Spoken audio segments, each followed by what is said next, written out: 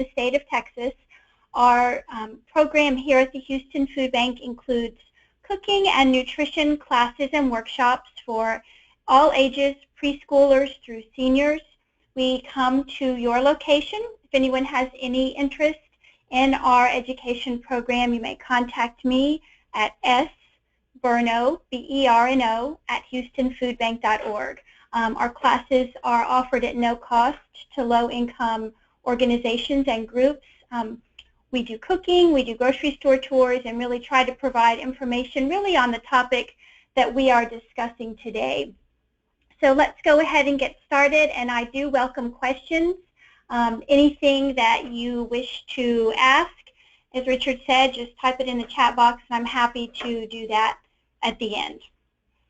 Okay, so our topic today is eating healthy on a slim budget.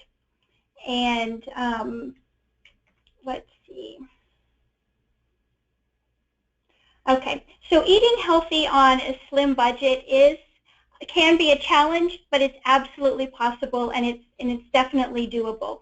I have 5 slim budget tips that we are going to discuss today. The first one, and we'll go in depth on all of these, the first one is a simple place to start. Take inventory of what you already have. What is in your pantry? Most of us can go home and find something that could be an ingredient or part of a meal, and the people that we work with are the same. So start with what you have, especially anything that might be perishable, that might expire soon. You want to go ahead and use that. Don't forget to check the freezer, the pantry, the refrigerator, any place that something might be lurking that can be part of a delicious meal. The second tip for slim budget tips is to make a list of meals for the week and any ingredients that you need to acquire or purchase. Next, make a plan ahead of time for using leftovers. Often we have leftovers and they may just sit in the refrigerator until we have to throw them out. So make a plan to use them either for lunch or to repackage into another meal. The next point is to read grocery store ads where you shop and sort any coupons that you might have that you may have clipped from the newspaper or received from another source, perhaps online.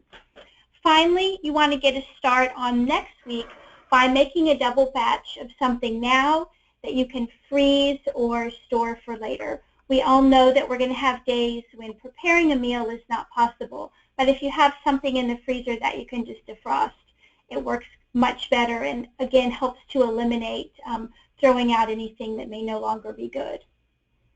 The first most important step really is planning.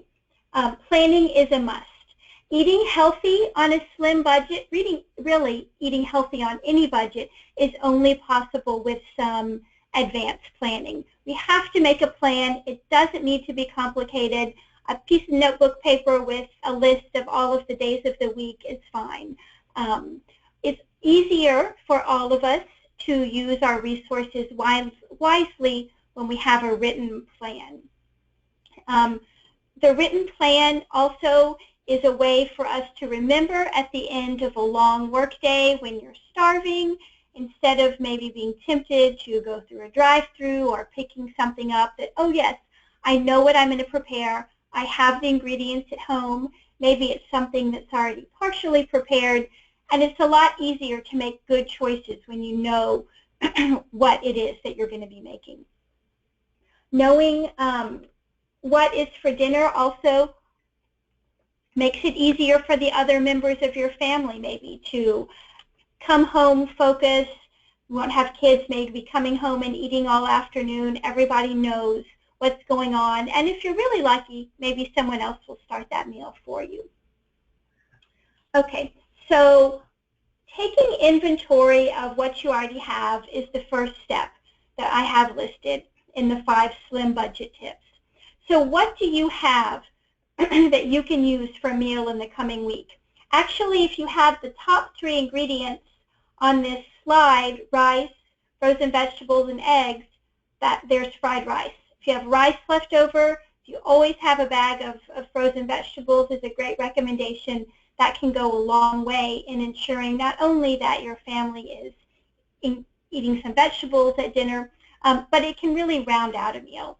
And then if you have eggs, fried rice is a great way to use up leftover meat, or if you want to add another protein source, crack an egg or two in it, and you have fried rice just like takeout. But anything you have, what can you use for a meal? Beans, frozen fish or other meat, pasta, something in a can, all of those can be used as a starting point for planning meals for the week. So definitely shop at home first as much as possible. Then you don't want to let food go to waste, as I mentioned before. Sometimes things get lost in the back of the refrigerator or the freezer, or maybe it's just unidentifiable.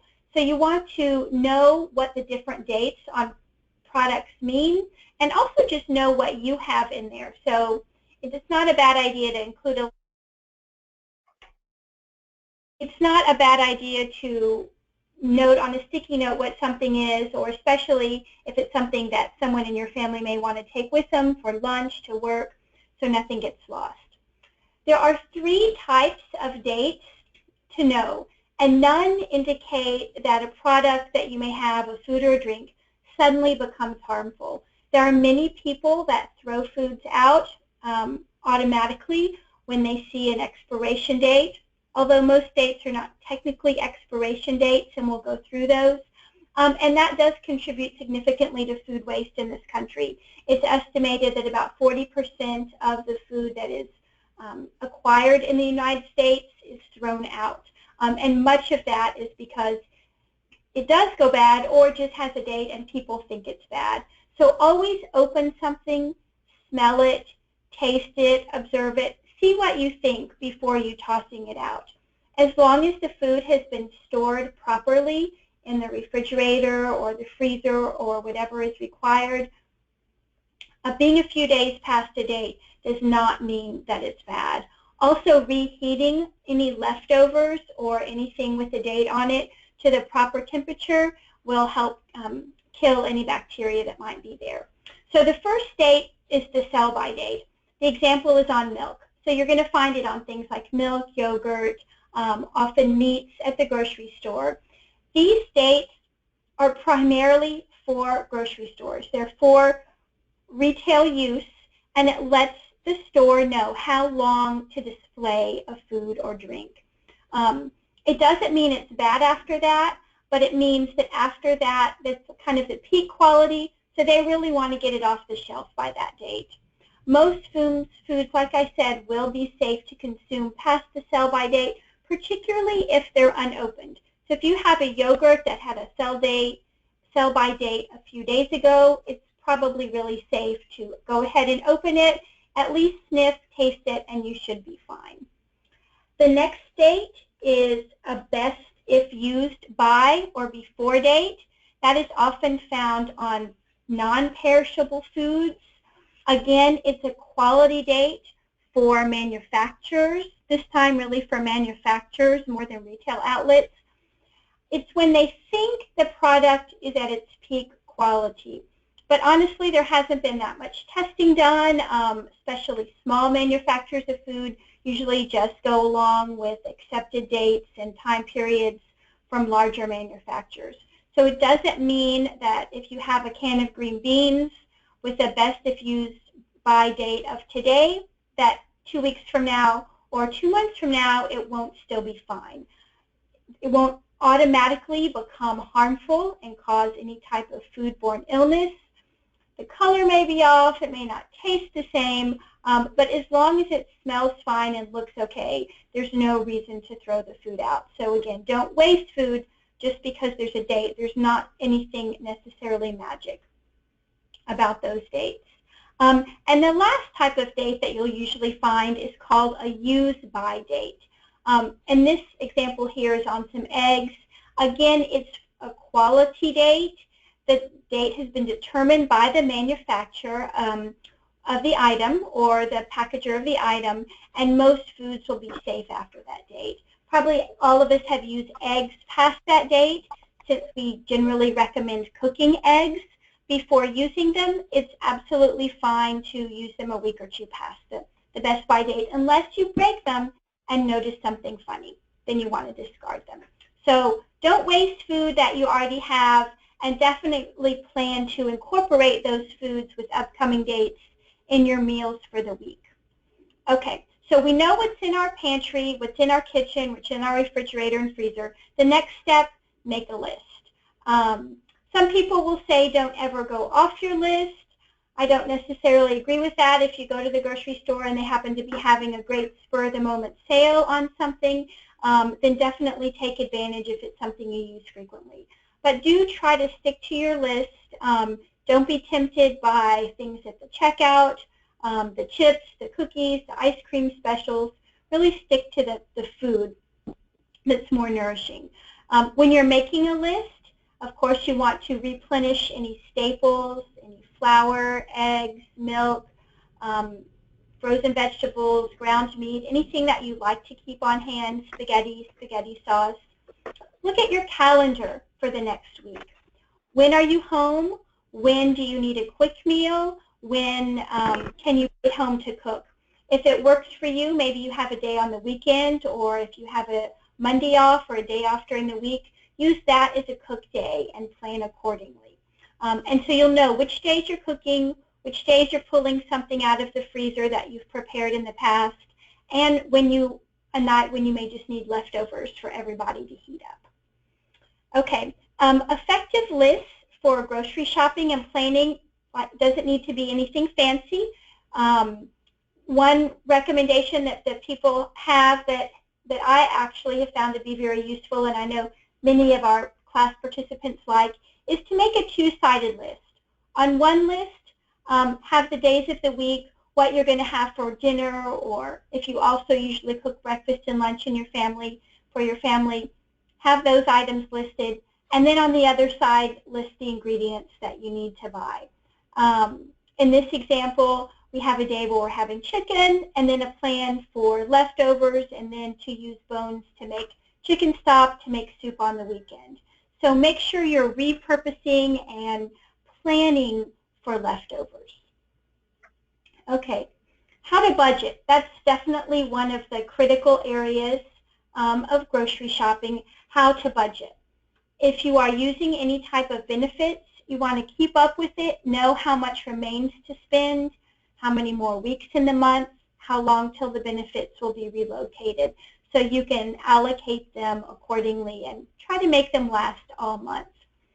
You want to decide how much you can contribute to purchasing groceries in addition to the benefits.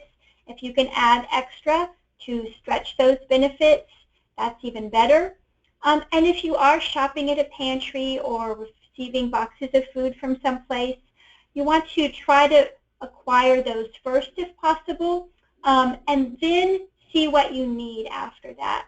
Often you will receive some staple items, oatmeal, rice, beans, maybe canned tuna or tomato sauce or vegetables.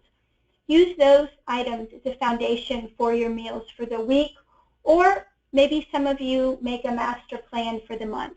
Use that as your staples, and then fill in with your benefits or your grocery budget, maybe some fresh items, milk weekly, know what else you can purchase. So you can use all of your resources wisely. If you know you're getting rice and beans from a pantry, there's no need to purchase those at the grocery store. Save your money maybe for something fresh.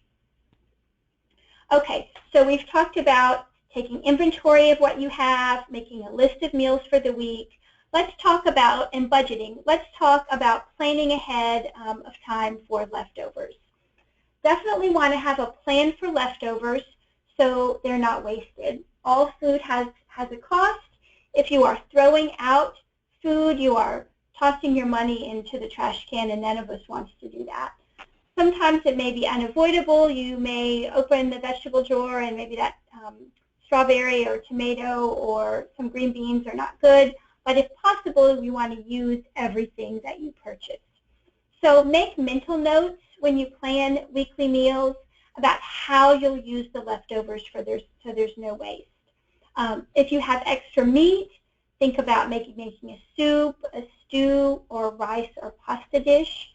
Those are very easy ways to use up small and different amounts of meat, beans, vegetables, maybe sauces, other things that you have.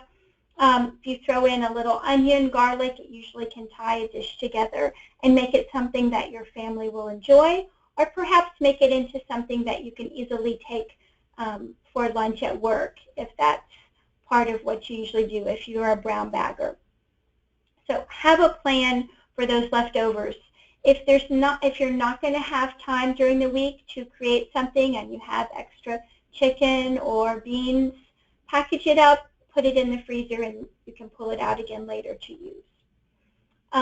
Frozen vegetables. I always recommend having a bag of frozen vegetables. You can usually buy them at most grocery stores for about $1 a bag, and they can help make leftovers into a healthy meal. We are talking about making healthy meals, and healthy meals on a slim budget. Really, any healthy meals are going to include vegetables. We want to have some protein, we want to have something starchy to fill us up, and we definitely want some vegetables. It's the primary meal from which Americans receive their vegetable intake for the day.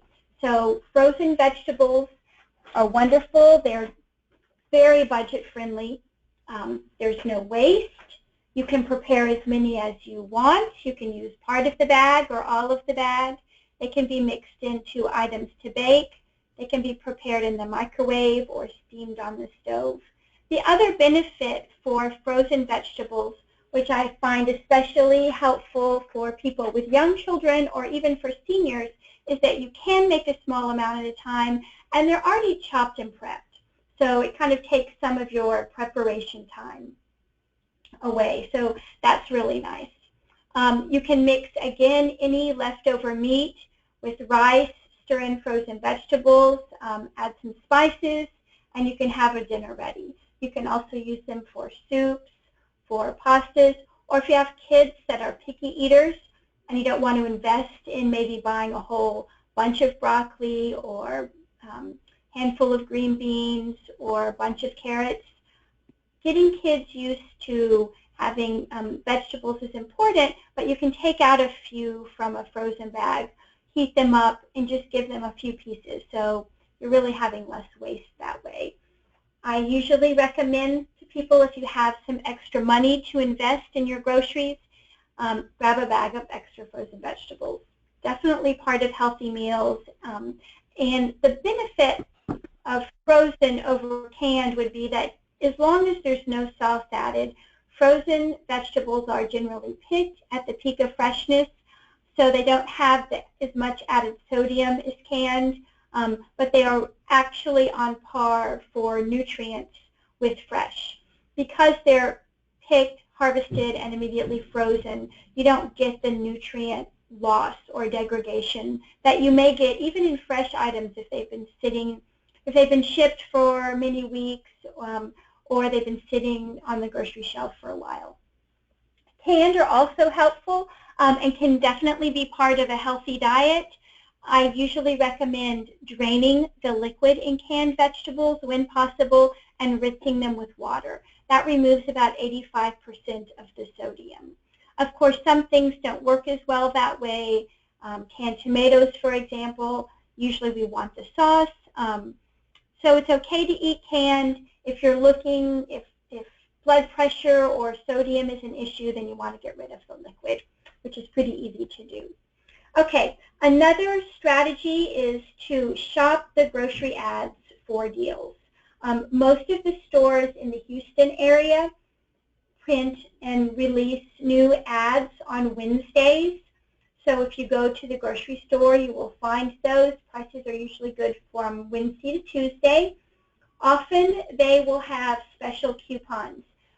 Anyone who's an H-E-B shopper, for example, knows, and there's an example on this slide, that they have their own yellow coupons in store. Sometimes they're for brand name items and sometimes for the store brand. Those are often better deals than the coupons that you clip. So I definitely recommend using the grocery ads. Some stores Walmart has in the past honored grocery ads from other stores, so sometimes you can do that to make life a little easier, not run around to many stores. The benefits of using the ad are specials, obviously, are going to be listed there. You'll know what produce is in season. That always means that the produce will be fresher.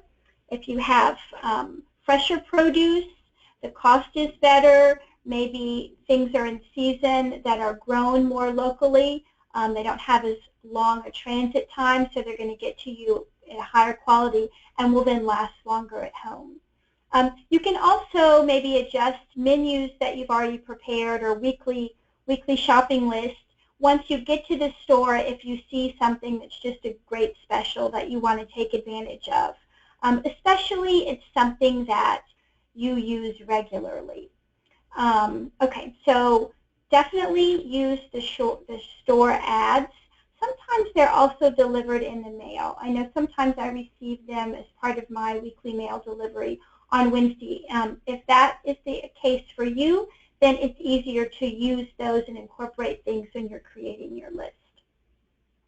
So let's talk a little bit more about coupons.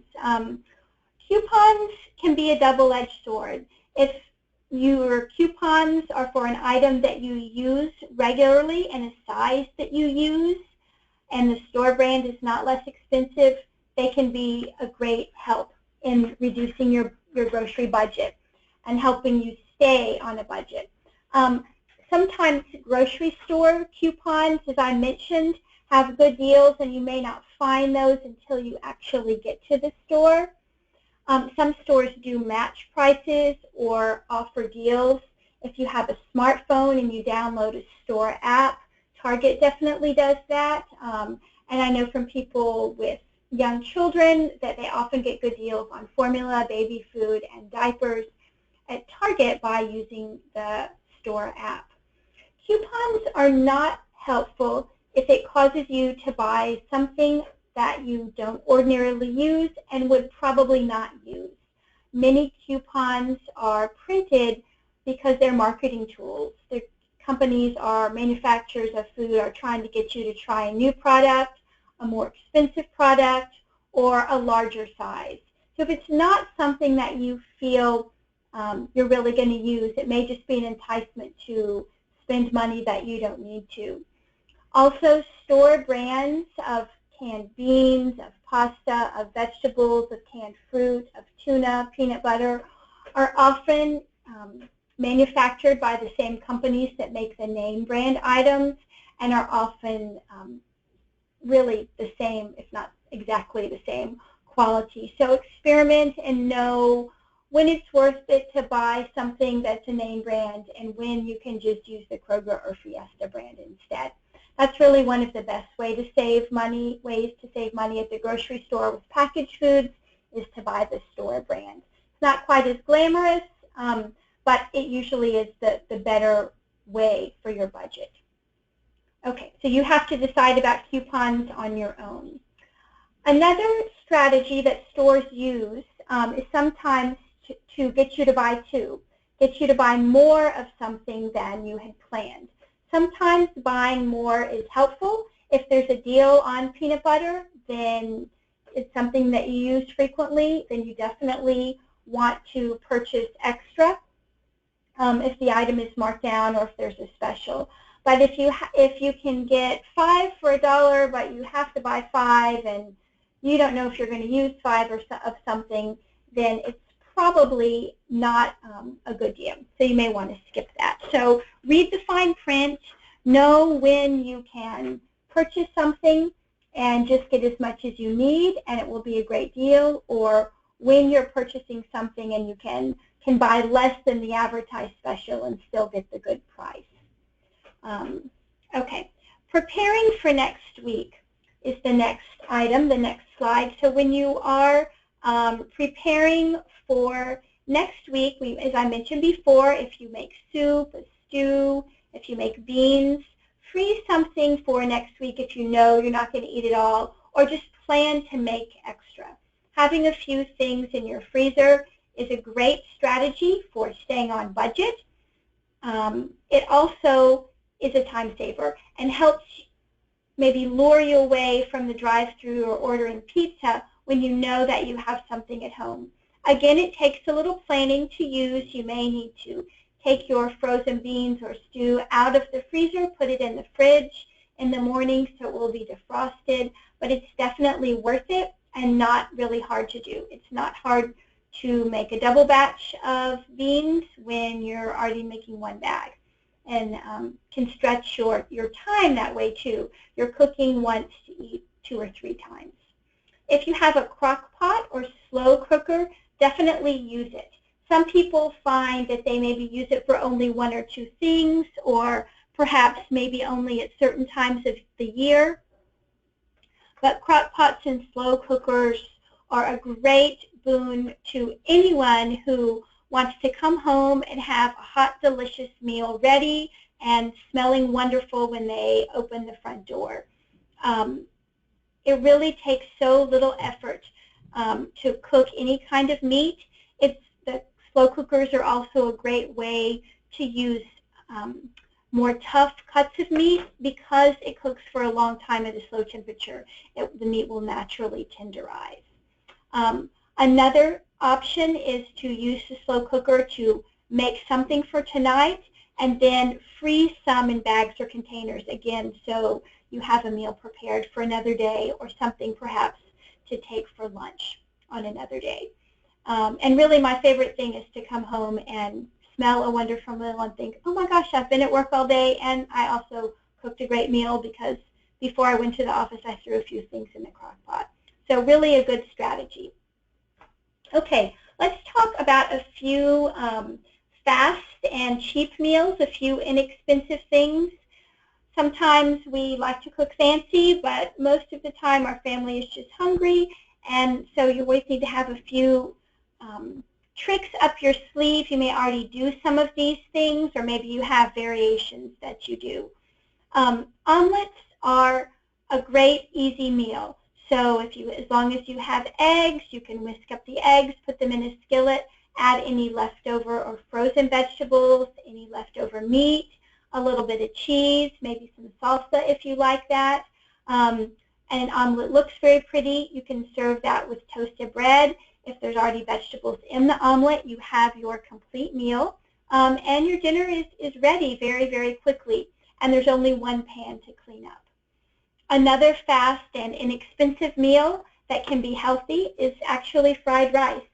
Fried rice works better if you use leftover rice, if it's cold to start. That way the rice will need to be a little bit rehydrated, so it will pick up more of the flavor from sauteing garlic or onion or ginger or adding soy sauce. Saute the rice. Again, add any leftover shredded meat, any vegetables. You can crack an egg or 2 in there for some protein. Add soy sauce, and you have a dinner from one pan that probably most everyone in your family will eat. And it's also easy to take that for lunch tomorrow if you're a brown bagger. Another really easy, quick, and cheap meal are barbecue sandwiches. If you have leftover chicken, pork, or beef, you can shred that, put it in a pot, add some barbecue sauce, heat it up, and serve that on toasted bread. If you add a side of canned green beans, you have dinner ready. Maybe slice up an apple, you have dinner ready. Another easy way to make a barbecue shredded meat that you can eat on a bun is to put the meat in a slow cooker, really any cut of meat, add a jar of barbecue sauce, or if you make your own, add a cup or 2 of your special barbecue sauce, cook it for a few hours, shred the meat, and you have a really easy meal that most people love and smells very good, very tasty. Pasta, like rice, is another way to use leftovers very effectively. If you're boiling pasta, you can just saute or heat up some leftover meat, or even saute frozen vegetables directly in the boiling pasta water. Cook the pasta for a few minutes and then add the vegetables, or you can saute them in a skillet with some oil, garlic, herbs, or spices. Stir all the mixture together, and you have another really easy meal, again with 1, maybe 2 pans on the stove. So very little cleanup. tasty. Most kids will eat pasta or rice. Children usually love those starchy things, and you can sneak in a few vegetables that way as well. Another idea is to just make your own spaghetti sauce. If you can use tomato sauce, add some of your own seasonings and meat, and you can make your own. Okay, so let's talk a little bit about avoiding the drive-through or takeout or ordering in. Those things do not usually go with a slim budget, and they're usually not very healthy.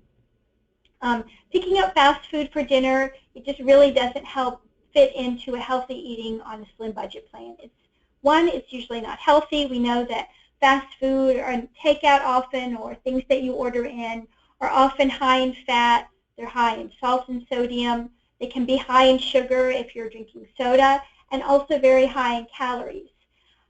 These types of meals are often missing vegetables, which means they're low in vitamins and minerals and fiber and other nutrients. So we get a healthy dose of salt and calories and fat, and not much of the healthy part, which is going to be the vegetables, the fruit, or the whole grains.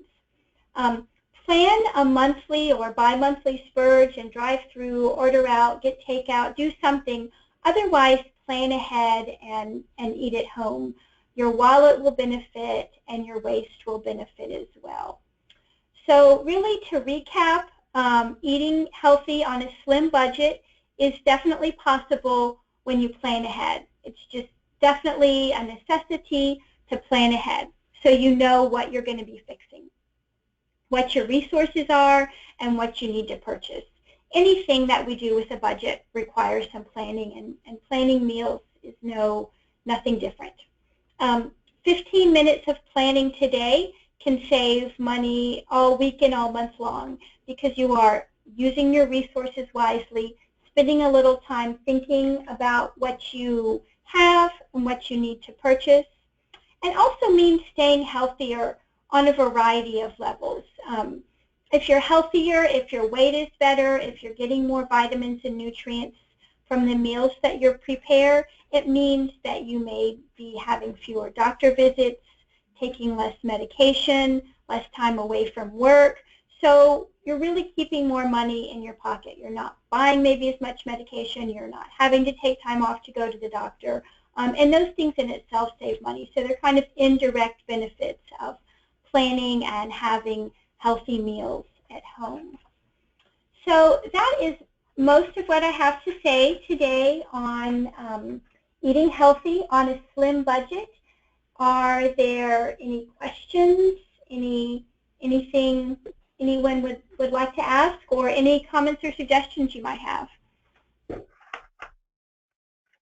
First, I want to say thank you, Stephanie. This is really fantastic information, and I know as we're working with our clients, especially around financial coaching, financial stability, as they're all going through things, there's a lot of tips that are there. And the great thing is I was listening to you and following along with the presentation this morning.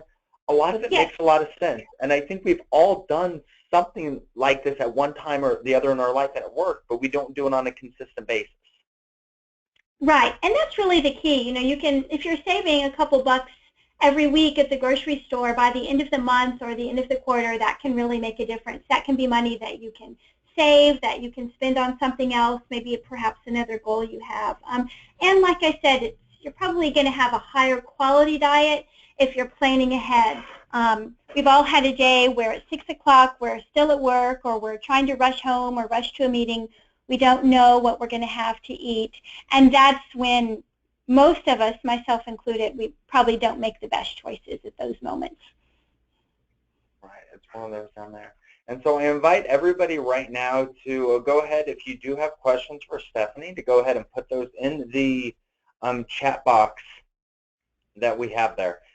While people are typing in questions, Stephanie, if they have them this morning, there's something that you said really early on that I made a special note of.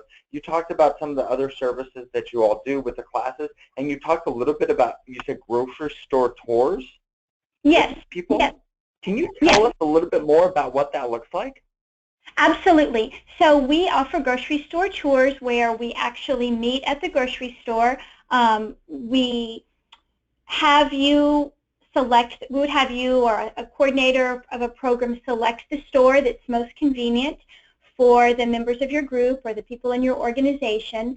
And we contact the store manager to ask permission, and then we have a tour. It's usually about an hour in duration. We look at food labels. We talk about meal planning. It's like a field trip, and I feel it's one of the best teaching tools we have. Also, for most groups, as long as they fit into one of our demographic categories that we're targeting, then participants are able to purchase a small amount of groceries as an incentive for participating. And people like it. It's kind of different it's like when you're in school, if you're sitting there learning about dinosaurs when you're a child, or you go to the museum and you see them in person. Maybe not quite as exciting, but it's the same idea. When we talk in a class, certainly we try to provide good information, and we have handouts and people can learn. But you're in a store and you're actually holding products that you use, looking at the labels. It's really a good teaching tool to help people learn a few tricks of the trade on what to look for. So people can contact me, and I'm happy to do that. We can go to any grocery store in Houston. The only thing the food bank does not provide is transportation, but we do provide all of the other materials, and we take care of all of the planning. We also have classes that are one-time, and we have some series of classes that also, again, come with grocery incentives. So I'm happy to answer questions about those, and we can teach most everything in both English and Spanish. Very exciting. Very cool. I think that's a great resource, and I know as we've talked to people and the groups and the case managers out there who are listening in on this call, one of the things they've said is, how do we get people involved? And we can show them in our office, but I think that would be a great service that y'all do to provide it. Right, yeah, the grocery store tours are fun. People really like that, and we get excellent feedback from it. So that sounds absolutely fantastic. Well, I'm still going to invite, I don't see any additional questions, Stephanie, here for you this morning. Okay. So, but I do want to remind everybody that we are recording the presentation, and we are going to be sending that out. In addition to it, we will be sending out Stephanie's contact information. So if you do have questions and want to follow up with her about anything that she talked about now or anything else that her programs do, we definitely want to make that available to y'all. The next webinar that we have is going to be on September 20th, so we're really excited about that and being able to provide some more information to y'all to better the work that we're doing here in the Houston community. Last thing that I do want to mention really quick is the contact information that we see here. These are all the contacts that we have. Well, Rushka's name has changed. Rushka, we're hoping that she's going to be able to continue work with us starting in September. But between now and then, we are excited that she has moved with her family to the Albany area up in New York. And so because of that, Dorian Cockrell, he is also a program manager with United Way Thrive. If you have questions about anything going on, you can always contact him. Again, I am always available for you as well. We have Tanya Hill Williams, who's our 211 representative from the United Way, and also if we're talking about our reporting or evaluation, we do work really closely with Jessica over at the Working Partner. And so if there are no other questions, Stephanie, again, I want to give you a big thank you and say I really appreciate you being with us this morning and sharing your expertise on the food bank, the programs, and how we can really help our clients and honestly ourselves save a little bit of money as we're continually go through the grocery store. So thank you so much for being with us this morning. You're welcome, Richard. Thank you for the invitation. It was my pleasure to join you all today. Please be in touch with me. I'm happy to answer questions, schedule classes, or provide handouts even that you can share with your clients. So thank you, and everyone have a wonderful day. Excellent, Stephanie. Hey, everyone have a fantastic Tuesday, and we'll see you all next month.